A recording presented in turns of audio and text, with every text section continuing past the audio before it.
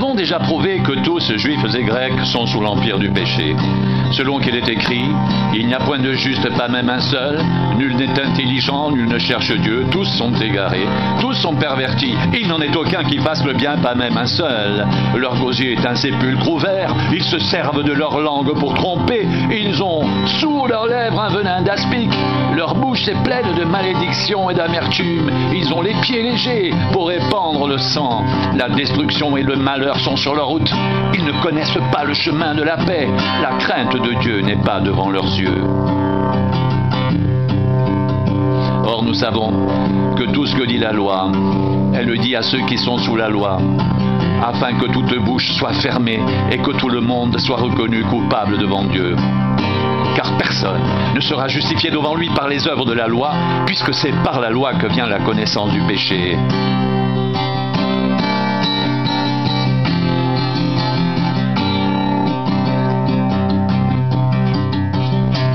Mais maintenant, sans la loi, est manifestée la justice de Dieu, à laquelle rendent témoignage la loi et les prophètes. Justice de Dieu par la foi en Jésus-Christ pour tous ceux qui croient. Il n'y a point de distinction, car tous sont péchés et sont privés de la gloire de Dieu. Et ils sont gratuitement justifiés par sa grâce, par le moyen de la rédemption qui est en Jésus-Christ. C'est lui que Dieu a destiné à être par son sang, pour ceux qui croiraient, victime propitiatoire, afin de montrer sa justice, parce qu'il avait laissé impunis les péchés commis auparavant au temps de sa patience. Il montre ainsi sa justice dans le temps présent, de manière à être juste, tout en justifiant celui qui a la foi en Jésus. Où donc est le sujet de se glorifier? Il est exclu. Par quelle loi? Par la loi des œuvres? Non, mais par la loi de la foi. Car nous pensons que l'homme est justifié par la foi, sans les œuvres de la loi. Ou bien Dieu est-il seulement le Dieu des Juifs? Ne l'est-il pas aussi des païens? Oui, il est aussi des païens, puisqu'il y a un seul Dieu qui justifiera par la foi les circoncis et par la foi les incirconcis.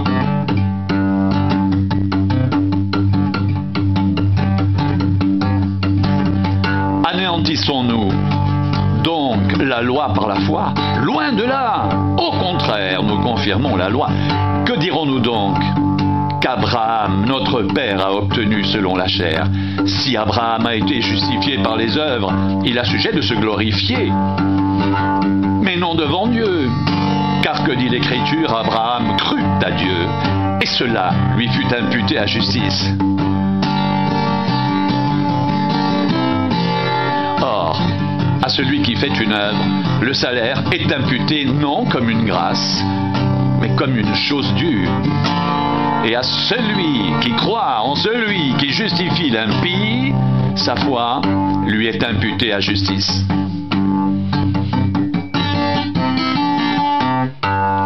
De même, David exprime le bonheur de l'homme à qui Dieu impute la justice sans les œuvres. Heureux ceux dont les iniquités sont pardonnées et dont les péchés sont couverts.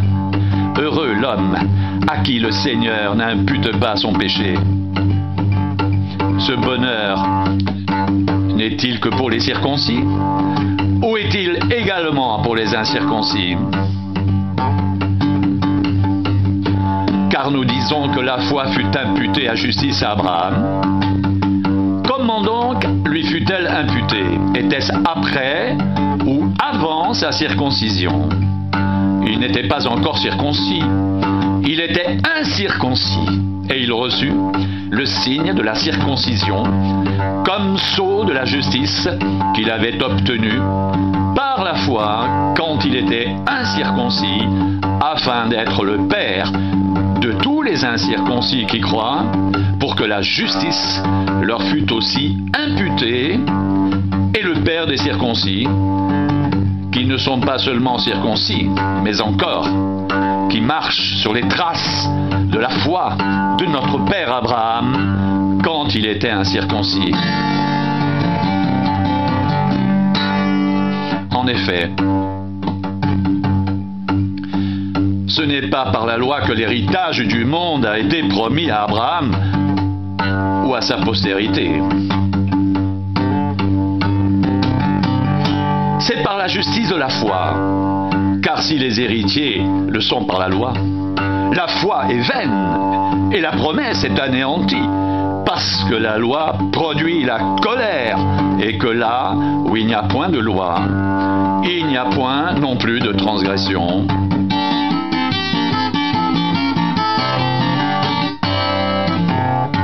C'est pourquoi les héritiers le sont par la foi, pour que ce soit par grâce, afin que la promesse soit assurée à toute la postérité, non seulement à celle qui est sous la loi, mais aussi à celle qui a la foi d'Abraham, notre Père, selon qu'il est écrit « Je t'ai établi Père d'un grand nombre de nations ». Il est notre Père, devant celui auquel il a cru, Dieu, qui donne la vie aux morts et qui appelle les choses qui ne sont point comme si elles étaient, espérant contre toute espérance. Il crut en sorte qu'il devint Père d'un grand nombre de nations, selon ce qui lui avait été dit, telle sera ta postérité.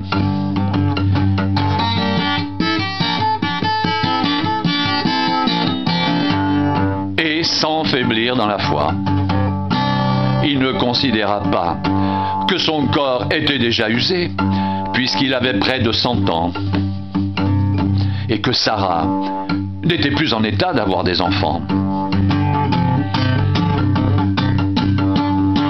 Il ne douta point par incrédulité au sujet de la promesse de Dieu, mais il fut fortifié par la foi, donnant gloire à Dieu, et ayant la pleine conviction que ce qu'il promet, il peut aussi l'accomplir. C'est pourquoi cela lui fut imputé à justice.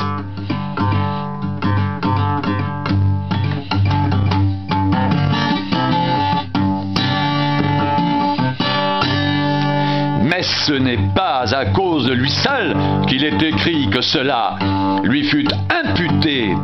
C'est encore à cause de nous à qui cela sera imputé, à nous qui croyons en celui qui a ressuscité des morts, Jésus notre Seigneur, lequel a été livré pour nos offenses et est ressuscité pour notre justification.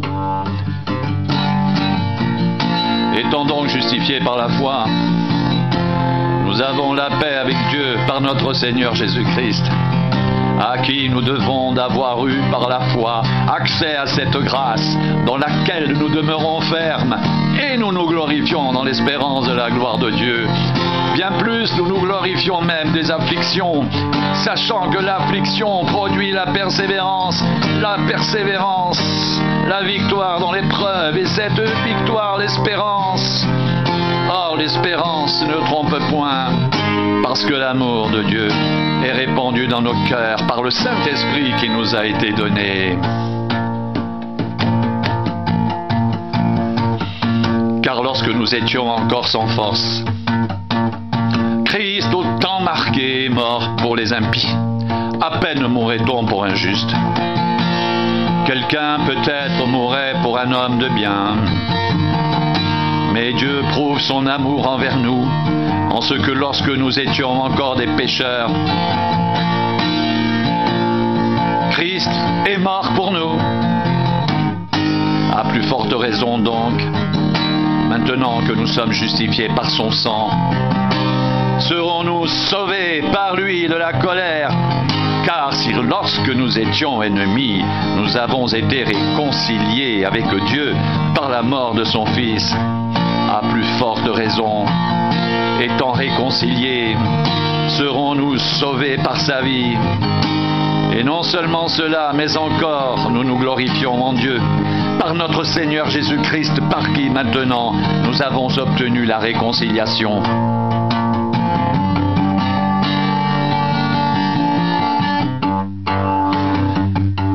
C'est pourquoi, comme par un seul homme, le péché est entré dans le monde.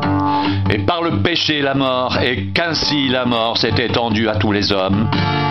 Parce que tous ont péché, car jusqu'à la loi, le péché était dans le monde. Or, le péché n'est pas imputé quand il n'y a point de loi. Cependant la mort a régné depuis Adam jusqu'à Moïse, même sur ceux qui n'avaient pas péché, par une transgression semblable à celle d'Adam, lequel est la figure de celui qui devait venir. Mais il n'en est pas du don gratuit comme de l'offense, car si par l'offense d'un seul, il en est beaucoup qui sont morts, à plus forte raison la grâce de Dieu et le don de la grâce venant d'un seul homme, Jésus-Christ, ont-ils été abondamment répandus sur beaucoup. Et il n'en est pas du don comme de ce qui est arrivé par un seul qui a péché, car c'est après une seule offense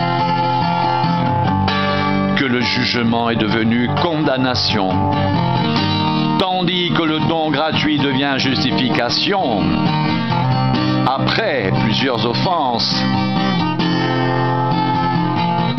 Si par l'offense d'un seul, la mort a régné par lui seul, à plus forte raison, ceux qui reçoivent l'abondance de la grâce et du don de la justice régneront-ils dans la vie par Jésus-Christ lui seul.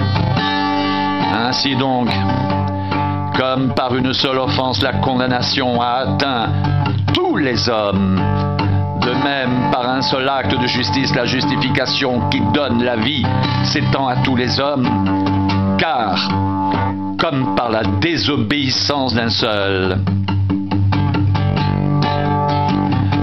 homme, beaucoup ont été rendus pécheurs. De même, par l'obéissance d'un seul, beaucoup seront rendus justes. Or, la loi est intervenue pour que l'offense abondât. Mais là où le péché a abondé, la grâce a surabondé.